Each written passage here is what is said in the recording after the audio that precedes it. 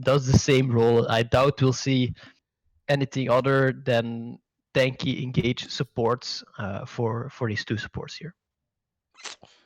The lobby is starting to fill up. Once again, we have some spam deze goeds to steun Minik Poets. He played a hell of a Vayne last game. Of course, he did have Meloko on his side. Now he's getting Fancy Keep. Not necessarily a downgrade, of course, but a different dynamic between these two guys. Definitely than between Menike and Meloko. They played together on Tuesday. Now they played 3 games. Now they played 1 game together, so they're starting to get to know each other a little bit more. And now swapping that around, going for Fancy Keep at Menike Poets' side. So I'm interested to see what the dynamic between those two is going to bring. And of course, what the dynamic is going to be if we put something like a Menike, who we talked about a lot, of course, who's performing really well in these proving grounds, and something like a Klonky, who's been performing relatively well as well. If we put those two in the same team, what's that going to bring? Of course, on the other side, we have Mortar, who played a really, really, really strong game on the Wukong. Played a really strong game, Moonprince on Sylas. So it's clear that we're in the finals. They've all been playing really well up till now. I feel like we're gonna see a Vayne ban as well, to be honest. He played it so well, so juking so much, and maybe they just want him on a little bit less mobile AD carry, or he could go for the Swain as well. It is still in his champion pool, but for now they just keep banning everything that Electro holds dear. Camille is there. I doubt that Shen will go through as well. So yeah, Electro maybe has to go for that Wukong again. For that Malphite, sorry. Yeah, he picked the Malphite, I think, into the Wukong, however, so I'm not sure if he's gonna necessarily go for the Malphite again. Also, a Mumu, by the way, Lapis. So I really don't think they're gonna ban away Lapis. He has too many options there. As Fancy Keep is not allowed to play Thresh, they are gonna take that away. I'm assuming damn it, too late. Assuming Akali an Akali ban on red side again. Don't want to give that to Moonprince as a first pick, also because it's a flex pick. Moonprince can play it in the mid lane, Mortar could go Akali top lane, so it's just an annoying champion to see in the draft as a first pick, as you don't necessarily know where it's gonna be going. As the last ban for blue side is gonna be Misfortune, taking that away from Menike Poets. Don't want to see him on that MF. Interesting ban, the MF. Don't know necessarily why they do that. There's the Shenmue you talked about. Menike, of course, as you said, could go for the Swain. Fancy Keep playing Alistar last game, could go it again. And then we have an Alistar Swain, which that's a fun lane to see. Yeah, we're gonna see what they will go first here. It could probably be a flex or one of the bot side champions. Of course, Leona Trash being banned away leaves some options over, like Alistar, Nautilus, and maybe Bard as well for some of these players. The Kai'Sa is First very pick. early. I believe this is Nilan's highest mastery champion as well. Plays it to great extent, and it's gonna be a Samira matchup. So 2 short-ranged, very high damage AD carries who can impact the team fight tremendously. But I feel like Samira might have the edge early on, just because of how she works with a support that gives CC. So definitely gonna see something like the Nautilus or the Alistar there for them, and they already lock in the Ornn late game insurance. So looks like Electro will have the tank duty on him. This time leaves the Mordekaiser open for Mortar though, as an answer to this. Or even Sylas to Moonprince, also good against Ornn. And they're hovering over Vayne, could go Vayne top. I'm assuming they're not going to, as Jax is being picked up for Mortar, and that's, nice. I think, is one of his favorite champions. It is indeed one of his favorite champions. So Mortar gonna go the Jax into the Ornn, as he knows the matchup, I assume, because he's a Jax, I guess main-ish kind of. He plays so much, but Jax is one of his better champions. Of course, Ornn with that Bellows Breath can stop the stun from going through. So that could be An interesting matchup as the Alistar gets picked up. Alistar Kai'Sa, of course, strong combination. And as you said, these two AD carries, they're going to want to get into the enemy team. Kai'Sa with her ultimate, Samira with her ultimate. They need to dive into the enemy team. I feel like Nautilus is a very big pick for Fancykip now, since almost all the other tanky, heavy engage boards are either banned or picked at this point. We'll see what he has left. Maybe the Bard, he does play that regularly as well. Not sure if that is the best in combination with Samira here, because of course those two ultimates do not really shine in combination to each other. And Jax Ornn, we'll be talking a little bit more about that matchup later on when we have had the complete ban and draft. And currently focusing those junglers because these two need to be picked still. Of course, you have Sett, who technically could be a flex pick in the Could be jungle Sett as well, but support. could be as well. Triple flex is on the board at the moment. However, Ornn will probably be still going to top That's lane. true. And yeah, the Nunu Lilia is still open for Shaman, so the Nunu Dream is still on the board, and it might not be a bad pick either, because they do need something to back up Alistar as a tank if they want a serious frontline here, because Jax usually not the best main tank for your team, as he tends to split a lot and doesn't jump in as the first person into the fray here, so Nunu could help with that engage possibility, else Alistar will have to do it all on his own, and that's not really the best role to be in. Yeah, at this point, Alistar is the sole engage. Of course, you're looking at a Jax in the top lane, which could be a 4-1 composition, with Jax split pushing to Oblivion. And I don't know if Ornn is going to be able to stop him. As Sejuani is being taken away from Lapis, he could once again go for Zac. They have the Ornn for the engage, they have Sett for the engage, they have Samira to dive in deep. They can once again go for Zac. Don't hover that Yasuo if you're not gonna pick it. I mean, okay, Malphite, that's an engage heavy champion as well. So at this point, it's really a press R, run forward into the enemy team. Or Malphite? Sett? What? What is happening here? Is it gonna be? Wait. Sett support, full it's Malphite mid, or top? What? Could be. Wait, are there any Someone placeholders up till now? I don't think so. There's no placeholders. So this is for the realsies, as this they is say. An actual. Okay. Shaman being picked. Picking up his little. Oh, Moonprince. Is he gonna pick up one of his crazy things? Please go for Irelia. Oh, it's gonna be so fun. I talked about it last draft that he couldn't possibly pick it up. Yes!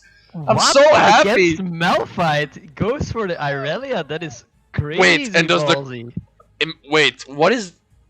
If the... Okay, so... What? I feel like it's a Sett... It's gotta be a Sett support. Once again, the Yone Yasuo... Once again, Yone Yasuo being flipped. It's a coin flip. If he's gonna flip it into Yasuo, I'm gonna lose everything that I have here. Oh god. I don't even care anymore. If there is one thing that these guys are good at, it's trolling the casters and the chat probably as well. So well played there by Fancykip to to baiting us into the Cassio. It's actually gonna be Ornn jungle. It was It's called gonna in be chat Ornn. by Totem, so props to Totem for. And Wait. is that a thing now? Maybe Ornn there jungle? was a trade bug. Oh, okay. Okay. Is that a thing? Or jungle? I've never seen it, but I know that it was played in season 10. It was played for like a week or two. Lapis practiced it already, apparently. I mean, it's decent. The clear is okay. The gank potential is fine. And of course, if you look at their team, they just have a lot of all-in potential with the Malphite, the Ornn, Samira, Sett. I forgot the mid laner. Help me out. What's the mid? What? Cassio? Cassio, yes. Cassio. Cassio is gonna be the... Oh crap. Oh wow, that's a very interesting composition actually. And I feel like it's a shame that Nilan didn't pick the Vayne, to be honest. I mean, Kai'Sa will be still very effective against those tanks. But I mean, she first picked Kai'Sa, so... I know. But they hovered it and they could have swiftly swapped it around to the top lane, you know. Go crazy. Go crazy as if you would play Orange Jungle. Like that kind of crazy. True. Very But true. If you go Orange Jungle, you could go Vayne top. That's true. they really need to have a strong carry at this point on the team of Team Dragon, because Team Baron is gonna be so incredibly tanky. You have an Ornn who will be able to ornament a Malphite. I mean, that guy is not gonna go down easily. Yeah, it's gonna be. It's gonna be very interesting. So we have a on red side we have we want to engage and fight with 5 people in your face, right? And then on the other side we have more of a 1-3-1 comp with Jackson, Irelia in side lanes. I assume is what they're looking at this point to kind of counter the 5v5 team fighting. And of course we all know Jax is decent at pushing waves. He's good at taking down towers. Irelia does both relatively well. So if they do go for an engage, imagine the base reads at the end. You know what I would have loved in the team comp of Team Dragon here? And of course they picked Kai'Sa first, so it wasn't really possible to anticipate it. But if they had a Sivir in this comp, that would be really beautiful. Because then you have a 1-3-1 with Jax and Irelia in the side lane, and a Sivir who can clear the waves and has a spell shield to stop an engage if they would go for it. It would have been amazing. Now I feel like they do lack that wave clear a little bit, because you do not have anything with Lilia, Kai'Sa, Alistar to stop a big push if they would threaten it. So they need Jax and Irelia to step up and be a carry, because if they fall behind with this comp, it's definitely over immediately. They do not have anything to stop a wave, to fight back on their turret. They're just gonna get dove over and over again by that train comp that Team Baron has picked here. So it is risky. They do need to win the lane. I don't know what to expect of Clonkey's Cassio. He plays a lot of assassins mainly, so not sure if he has the same impact with this kind of champ. And it's a tank melter against heavy damage bruisers. Not sure how that is gonna go for him. I'm not sure how that's gonna pan out for the Cassio here as well. Of course, Cassio tank melter is gonna go through the a bit more squishy targets pretty well as well. Of course, it's just not necessarily the one you pick against that. Goes for Cassio. I mean, his front lines and his AD carry are just gonna dive into the enemy, which means that he basically is gonna be alone in the back line. So either he can follow up on the engage and do free damage, or he's gonna go down, and then the other 4 are gonna take over the fight for him. That's kind of how I'm looking at it at this point. On the other side, I'm going for the 1-3-1. I think that's the way they should try and take this game on. 5v5, they shouldn't be able to win. Yeah, it's only possible to 1-3-1 if you are actually strong in that side lane. Of That's course, true. Lapis was able to shut down the mid lane last game round. Maybe he's gonna be focusing Moonprince. Knows what an impact this guy can have on the game. And I'm also looking a little bit at the bot lane, because we've seen Menekaputz playing a lot of Vayne, which means that he's early weak, let's say. He shouldn't be able to win those lanes. But now he has Samira into Set, which is such a killer combo at level 1 already, because Set, usually playing with the Hex Flash, can just go in early, blow his flash, do the Phase Breaker onto Kai'Sa, and of course Samira with her passive can lengthen that stun as well. So there is so much danger for them there. Meloko will have his work cut out for him as a peeling machine, which of course he can do. He's shown before on Thresh that he's a beast when it comes to protection for his AD carry. But if there is one lane that has the potential to do an early kill, it's definitely the bot lane for Team Baron.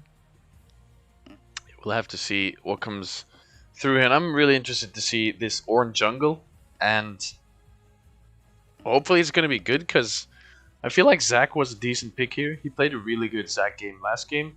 Why not just play Zac again? You want to go forward. I'm interested to see what this Ornn actually does for his team, aside from, of course, the ornaments, which is going to make them stronger into that late game, which is going to help out Samira, going to help out Cassio quite a lot. Of course, lately he can only upgrade mythic items, if I'm not mistaken. So that's going to be that. Of course, it's going to help them into the late game. Definitely that. You say, yeah, why doesn't he just play Zac again? I kind of like it because we do need to remember these Proving Grounds games, they are meant to show what you can do as a player. And that's also the reason why I'm kind of happy that Clonky is playing Cassio. Not Yone again, because by now we know he can play Yone. Like, he's really good at Yone. But can he play something else at the same extent as Yone? He played Akali as well, really good. But can he play something other than Assassins? And now we can show that he can also have impact on a champion like Cassio, Mage, more like. And that might be the same reasoning that Lapis has. He says, I played a good game on Zac, I showed them that I could do that. I'm gonna throw a curveball here, play something off meta. I'm gonna use the Ornn, show them that I can have an impact with any champion. So that's the goal, of course, of these games. Show what you can do as a player and show that you have a broad ocean of champions and picks that you have for the team. And that's why I love this draft so much, because there is every time some kind of pick that you didn't really expect or really wanted to see here. And this time again, these comps are really crazy. I mean, the Aurelia Jax could give some interesting dynamics in this game. So we're blasting into the Rift. Second game of the Season 1 Proving Grounds finales. And yeah, I can't wait. Second game of the series, ladies and gentlemen. Welcome to the Rift. The game between Team Dragon, Team Baron. It is 1-0 for Team Drake. However, they did swap around their AD carries and their junglers. Both the AD carry and the jungler on both teams swap teams. And we do once again see the Great Wall of China. So, with these teams swapping around, different dynamic on both sides here. And very interested to see what they're going to be doing with that. Of course, that means that Shaman and Nilan start blue side once again. Menic and Lapis starting red side once again for them. Which they should both be fine with, of course. As we do see a little bit of an invade here. Fancy Keep and Menikaputs running into the enemy jungle, putting down a ward, and that's going to be it. They also shot the cow already. This time not going for that Alistar Mooskin with the bells. So Sad. losing out on that emote spam. But he does look pretty tanky on that Marauder skin, so gotta give him that. Meanwhile, both junglers starting on opposite side of the map. Both going for that blue buff. And looks like the bot lane of Team Dragon is ready to do a heavy shove on the bot lane. Are grouped down, so they're gonna make sure that they have the pressure there early. It looks like they're gonna wanna drag that into their side, having the minion only auto attack one other minion. And Moonprince versus Clonky Krijger, of course, once again in the mid lane. But this time completely different champions. Moonprince again on a melee champion, played Sylas last game, going for the Aurelia this time around. Clonky, however, has been playing a lot of Yone, played some Akali.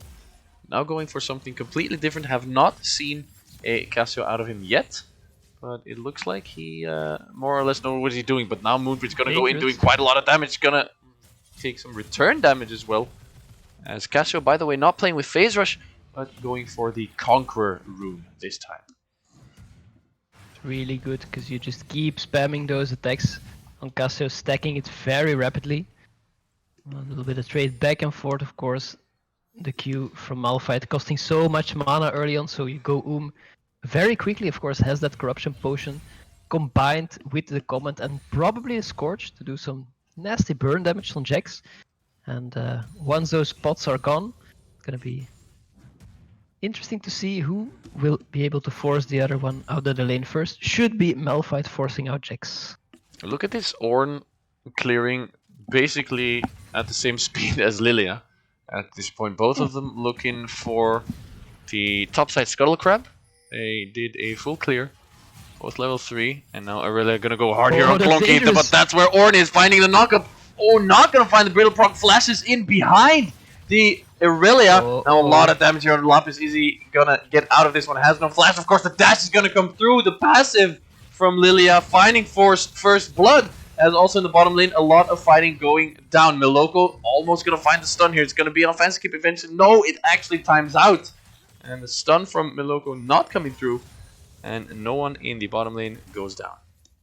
Gonna hold it because Miloko Never mind. was down. TP coming in. Ignite on Alistair ticking, not going to be enough. Teleport from Moonprince is going to be enough. The dash from Menika Puts is good to save his life, as the teleport is used but not really in an advantageous way.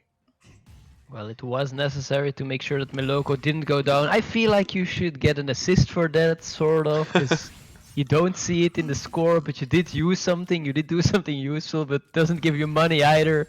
So Feels bad, try man. it. Some ideas here to fix this. Meanwhile, Shaman K going very even flashing aggressively.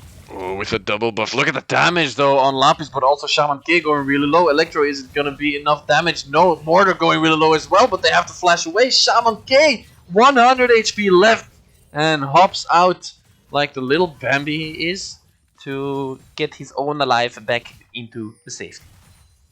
Shaman putting a lot of pressure on Team Baron here. He's in the right place at the right time, the mid lane, to make sure that Lapis goes too deep there on Moonprince, being able to pick up the first kill.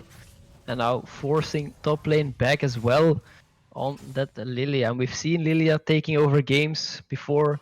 Maybe he can do it here as well. Wasn't able to have the greatest impact in the world last game, even though he did perform well. Maybe he can get that ball rolling from the start here. And a good place to do that is on the mid lane, because of course once Irelia gets ahead, he's able to jump on someone and just delete them right off the bat of the fight, and that's what you want to have as a split pusher later on.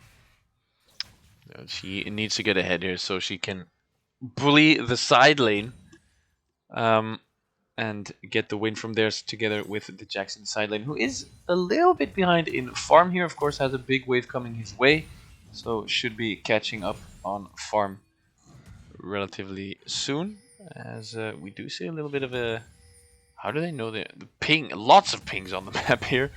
Set looking for a roam onto the mid lane, has his Hex Flash available. Not going to find the Aurelia though. Meanwhile, bot lane pushing in that turret do have prio, so they can move towards the Drake. Not sure if Team Baron is in position to contest this. There's no TP on the top laner as well, so they should be quite uncontested to Team Dragon. Malphite bullying Jax in the top lane, but then on the bottom side of the map, the blue side does pick up the first Drake of the game. It is an Infernal. The next one gonna be the Cloud Rift, so looking at an Ocean or a Mountain Rift this game around. Preferably Ocean for blue side and Mountain for red side, I guess. There's the Hex Flash going in for Miloko. Gets the pull, but will it be enough? Finds the phase break, finds the Oh, haymaker, the no. knockback on her tower. Menika gonna go no. down, but if they find the return kill, it's gonna be enough. As Nilan finds the kill onto Menika, but the return kill goes to a fancy keep.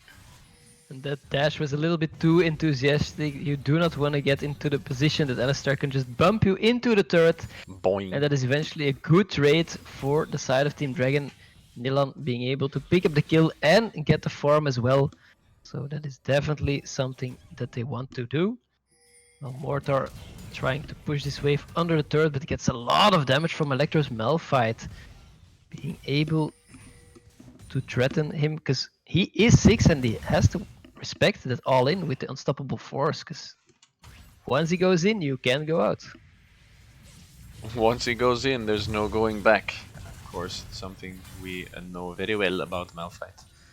As they look for an invade also. I mean, they find the invade with Set roaming around a lot around this map, but also Alistar meanwhile in the top side of the map, helping out with the Rift Herald. Both ADs left alone in the bottom lane to farm it out. Maybe fight it out. Probably not gonna happen. However, maybe looking to go for this Herald play. And I like this play from Team Dragon, because I'm gonna hold it, because maybe they're gonna contest and start a fight in the river here. Lots of damage onto Mortar, looking like He's gonna go really low. Has the Unstoppable Force still available, so can join in on his team here if they really want to. The Ornhorde gonna come through looking for a steal onto the Herald. Finds Shaman. It's not gonna be a steal onto Herald. Tried but failed. Lesson is never try. As he goes for his red buff. You know how the teams used to rotate their bot lane to top once the dragon was taken, so they had prio on Herald? Yes. Not this time. Meloko just moves on his own to the top lane.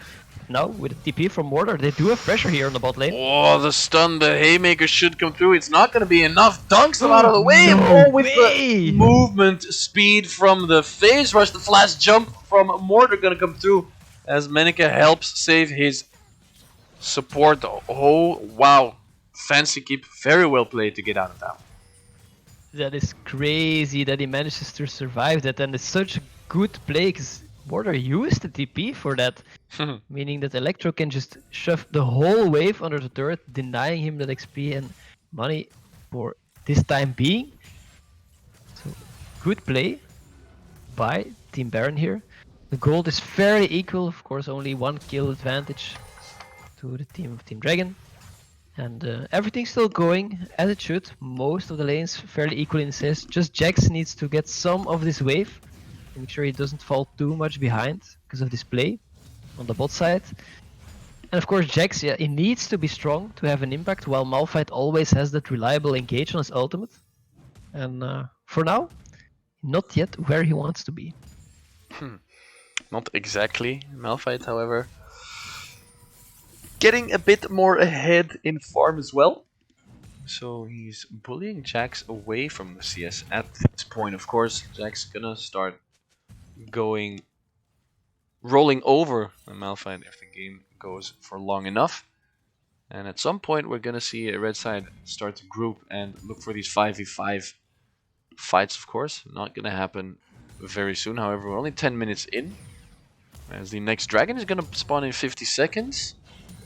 A little reset from Cassio, so they might be looking to take the second one as well.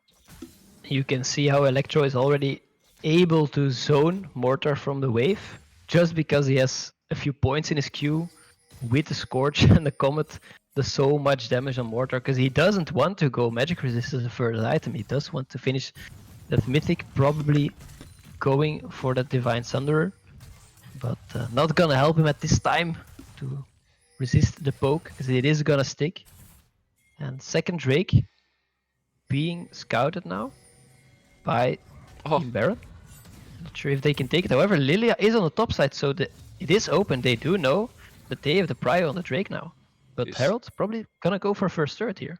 This should be a second dragon of the game going down, this time not for Team Drake, but Team Baron gonna pick that one up, as the Herald is gonna be popped indeed in the top lane. Gonna look for some extra platings. Not gonna find the first turret with that, however, or at least they should not, as Lilia does do a little loop around. Is gonna be spotted by the ward there. Little ring around the Rosie. Just gonna go for a little bit of an invade. Irelia also moving towards top, and a lot of movement towards top lane now. Oh boy, that is deep. Oh, Electro goes really deep, finds the Unstoppable Force. Ornhorn is gonna come through the set dunk as well. Look at the combinations here, the damage, the AoE, it's gonna be enough. They found 2 kills in the top lane, losing 1 and a third one. Flash from Menika. Boots, of course. The Boots has to show up as well. First kill of the game for him. Well played here by Team Baron, because that looked very, very heavy for Electro. Face checking the brush with 3 members of Team Dragon there, just waiting for him. Eventually he dies, but he sets it up for his team to clean up, and Fancy Keep being there as well. Really, really nice roam from him, because you know, when I play support and I roam like that, I feel like I'm just standing there like, okay, nothing is happening here. Why did I do this? My AD carry is dying alone now. And when you see it in these games, they arrive and immediately a fight starts as if they knew it was going to happen. Great communication by these guys. Love to see it. Yeah, the engage by Malphite, he knew he was low, he knew he was probably gonna die, but he sets up the engage for the rest of his team to follow up and find 3 kills total. Traded for 1 onto Electro, so of course you're gonna take that any day of the week. And Malphite clears the pink Ornn in the tri-bush, but Ornn is not gonna be spotted there. Might be able to go in on this Jax.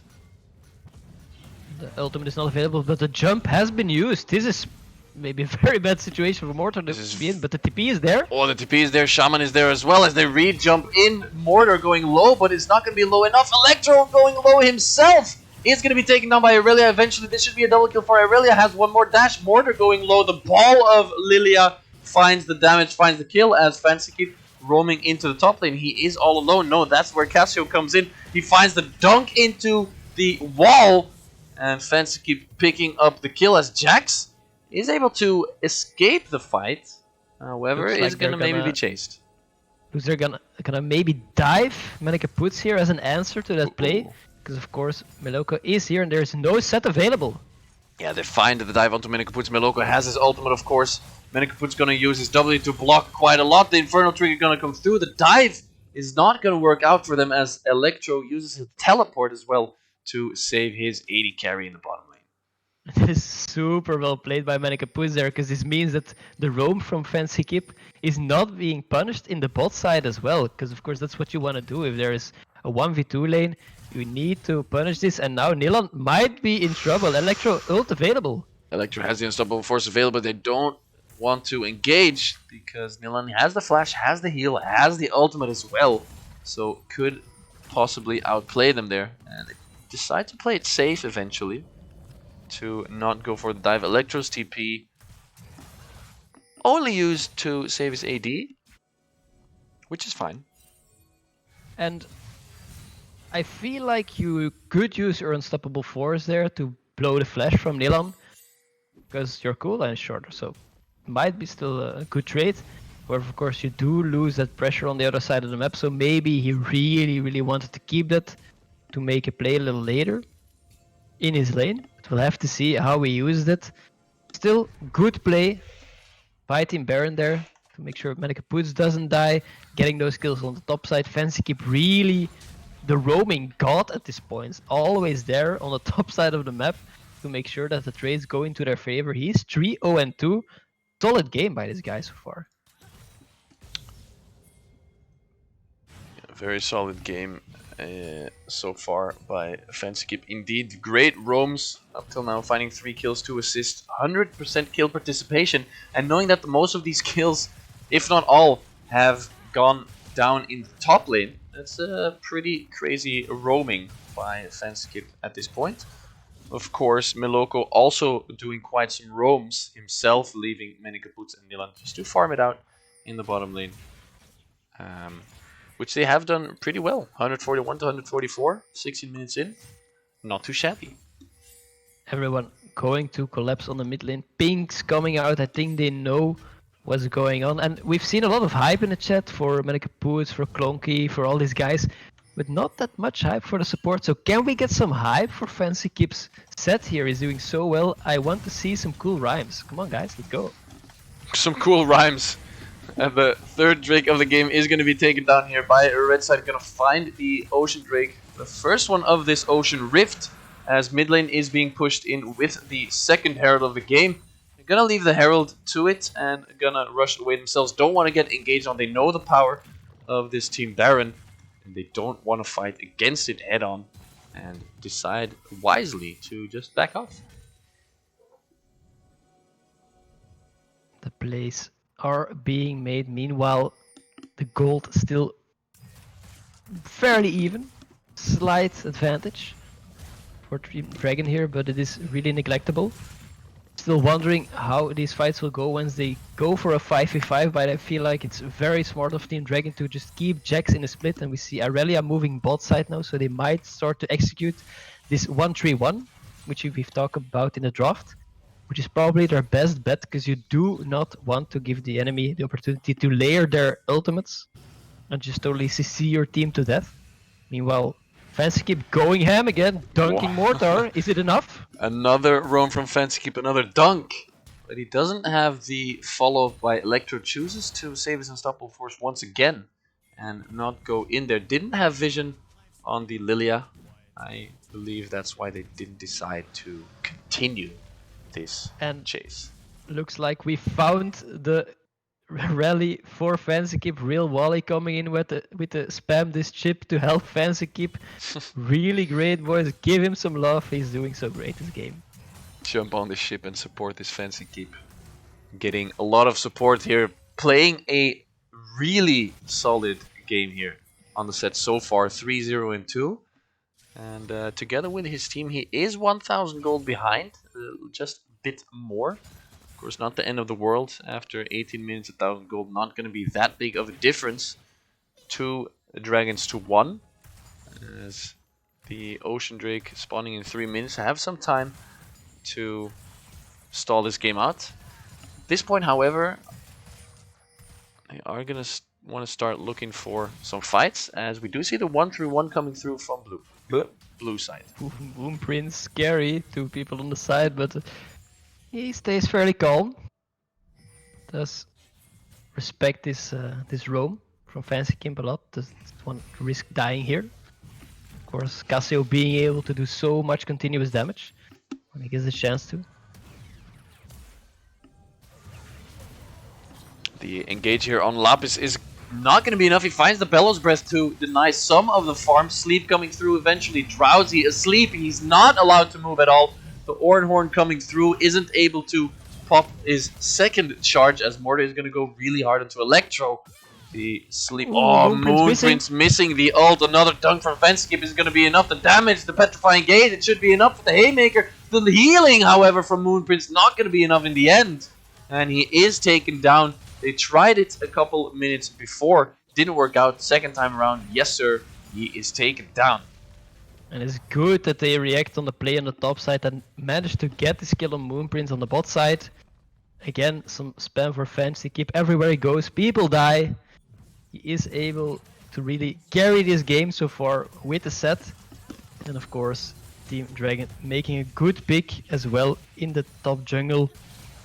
Nilan picking that up for himself. 2-0-0. Got the Kraken Slayer finished. Able to do so much damage. And they will need it because of course the lineup for Team Baron is still super tanky with the Malphite and the Ornn. Once Lapis hits his levels for the ornaments, be able to buff his champions so much. So wonder if they can scale in time, because still Jack's not the biggest threat in the world, and we've seen Moonprince also struggling on their Irelia. If they do not have the strong split pushers, they will be totally trampled by this comp for Team Baron. Now we see, of course, once again 1-3-1 coming through. Mortar this time bottom lane. Irelia, the Moonprince going in top lane. But they're gonna keep forcing the 1-3-1, and that means Samira has to protect one lane, Malphite the other lane, and that's exactly what blue side wants here. As red side needs to find the engages, possible 5v5 situations, which is not going to be working out for them. So they're gonna have to wait for the objectives and make sure they control their lanes well, so they don't get pushed in too hard. Next Drake spawning in 8 seconds. Both teams trying to put the vision here. Of course, the engage potential from Team Baron is so much greater, so I feel like they need to respect this and let their side lanes push in. However, the TP coming in for Electro, so this is definitely a Drake for Team Baron. And I feel it's wise that they do not go too hard for this, because they will definitely lose this game. Meanwhile, Moonprince able to pressure the top side, and there is only the TP from Clonky left to answer this if they really want to, but looks like they will take the damage on that turret. Moonprince not being able to take this down at the moment, not the attack speed that he needs for this. Moonprince, however, wisely backing off. I think Fancy Keep walked over the pink ward there as well, so has been spotted out, and now the Drake has been taken down by Team Baron, but Team Drake is now going for Baron, which is It's a little bit of a flipperoonie, as they are going to go for a little bit of a sneaky play here. Fancy Is it Keep gonna be knows. good though? Fancy Keep, Spidey senses tingling. Look how low this Baron is going, but also Meloko going really low, can take all one more hit. Meloko, the heal needs to come through. The Oranhorn is not going to be enough. Meloko going to go down. Fancy Keep in the backline, going to use his Haymaker, not going to be enough to tank it. Now maybe Irelia can... Great miasma by Cassio. Insane play there to stop the Irelia from doing any damage whatsoever in that fight. they take the Baron, but they lose the fight. But it's still a 2-for-1 and you got Baron, so I would call that worth every day of the week. Really sneaky play by Team Drake here, because they were losing out on the Dragon, couldn't contest it, the split wasn't going so well, and then they make this super bold call, like, wait, it's 22 minutes guys, let's just start the Baron, you know, they won't expect this, and effectively they notice it too late. Fancy Keep checks it, but of course, or not the most mobile jungler to get into the pit for a steal. Gets there at some point, but Shaman smite on point, gets it down. They lose 2 members, they kill the Fancy Keep there, and yeah, that's all she wrote. So I wonder what they can do now with this buff. They do have it on the split pushing Jax, so he is able to potentially put a lot of pressure on his turret, and they will need to respond from this. As Jax, of course, the 1-3-1 with the Baron up minions is going to be a lot stronger. Of course, Irelia doesn't have the Baron buff, but Jax does and can push in this lane really hard now. As Red side is behind now. They were ahead a little bit before. Blue side catching up to them. And they're playing this 1-3-1 really well. The Baron sneak play was insane. And yeah, what can Red side do here to actually stop this 1-3-1? Can they do anything? Or do they have to just... This is the moment where you need to have fast decision making. You basically need to make the play before they get in position to threaten you on multiple parts of the map. As you can see, Irelia and Jax now both pushed in. They need to make a call to move somewhere. And if they can engage before this happens, before all the waves are shoved in, and it's super hard for them to split. Of course, for the moment, Irelia not really being a threat to a Malphite or anyone in the side lanes. So they are able to keep this 1-3-1 in check. But it's not what the comp of Team Baron wants. They do have this full-on teamfight comp with all the ultimates combined, and they can't execute this. But because of the strength of their individual members, they are able to hold it off for now. But eventually Mordor and Moonprince will scale to a point where it's not so easy to hold it 1v1, and they can't let it go to that point. They definitely cannot do that indeed. The next dragon spawning in 1 minute 10 seconds. It is soul point for Red side, and if they do get it, yes, they'll be able to heal more. But if the 1-3-1 continues, does it really matter that they can heal more? Because they're not going to win in these side lanes. They are, however, on blue side going to start to set up these vision around the Drake so they can pick up their first Ocean Drake of the game, second Drake total, to see if they can then continue their split pushing fiasco, split push extravaganza. Well, as you say, healing might not matter much, but of course you do have a Cassiopeia and a Samira who already heal so much. Maybe with this extra little pitch of soul, they just can't die anymore. So it is very scary to see this buff potentially going to the squad.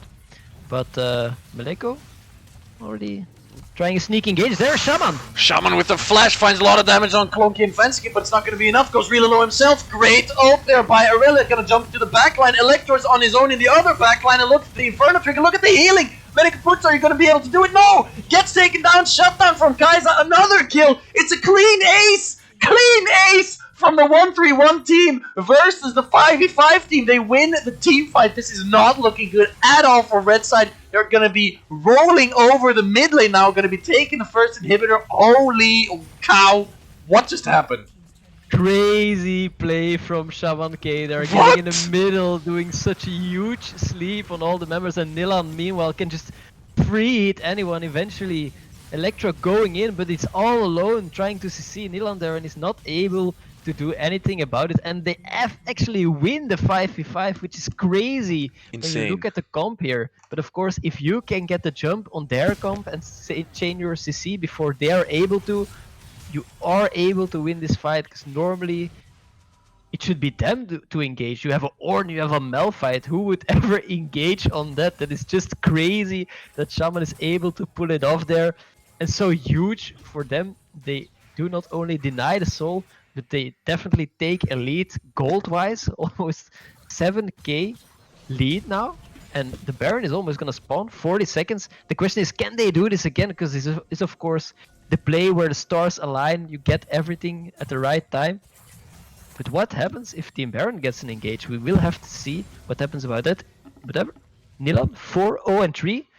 Clean game from this guy. Yeah, he's playing a really strong game. After the previous game on Jin that he had, this is going to be really, really good for his mental. He's going to be really happy that this game is going a lot better for him. And of course, his team is going to be happy as well. As 3-1-4 Jax in the bottom lane, 2-3-8 Irelia, 227 farm top lane. This is going to be really, it's going to be harder and harder and harder There is for their Team Drake engage. to actually find the stop. But there is the engage. Lapis going all by himself. Meloko with a great disengage there, and he just stops that completely. As now Aurelia coming in from behind. Jax there as well already finds the stun, finds the jump away. Klonky Krager going really low, gets taken down. The Fancy keep in the back all alone, gonna get focused, should be taken down. Now Aurelia's there, jumping one, jumping twice. Mortar, how are you still alive? Another win, another clean ace. This is insane. This is the end of the game. There's nothing they can. What? I don't even. Holy crap! Wow. This is. I don't know. They totally mechanically outplay their opponents in this game. You just see them going in, Jax tanking so much, doing the dodge and then jumping out. So they really need to refocus another person, and they can't do it. And this just makes it that Team Dragon takes this game home. So well played by these guys. That was an insane game by Team Drake, I think it was. With the swapping around, I forget who's who. Help me out a little bit here. Anyways, blue side winning this game in extraordinary manner. They rolled over red side. They were behind slightly in the beginning. They needed to get the ball rolling a little bit more, and eventually they found it. Not only did they find the split map 1-3-1 split pushing, which they had to do from the beginning. We called it in draft. We said what they we knew what they wanted to do. We knew what their game plan was. They worked on it. They did exactly what they needed to do. But on top of that, they executed the enemy's game plan better than the enemy actually executed it, and just completely annihilated them basically in team fights as well. Very, very well played by them. And the thing is, the comp from Team Baron, they really were straightforward. We engage with our ultimates, we press R, and we should win the team fight pretty cleanly. There's no way they can 5v5 us. But of course, with that in mind, they do get a certain foothold in the game by, of course, executing that dream fight with Shaman in the jungle before they get that lead. And immediately they see the kind of forced engage there from Lapis coming in with the Ornn, not really able to threaten Nilan there. And of course they see, okay, the ultimate is out, they are out of position, and we can collapse on them from all sides. They are not in one place where they can really hit multiple people with their ultimates, and they really need to focus every person individually, which gives them the opportunity to pick them off one by one on every side of the team fight. And that is, if you look at that team fight, that is so well played by them, how you can execute a team fight with a comp that isn't really built on it. So yeah, I'm baffled. I just have to say, well played by them. And Nilan and Shaman, I can't really decide who here is the MVP. They both played so well, but I want to see more of this. I want to see more of these mechanic plays and of these team fights that are so telegraphed. It's amazing. Really, if this is game 2, I don't know what they're gonna bring us for game 3. This was an insane game. I still have no words on what just happened and how well that was executed by Blue Side. They played it super well. I'm perplexed. I don't know. I have no words for what just happened. That was a crazy game. On that note, we're gonna take another little break. 21:30, 9:30. We should be back with the third and final game of this series between these two teams.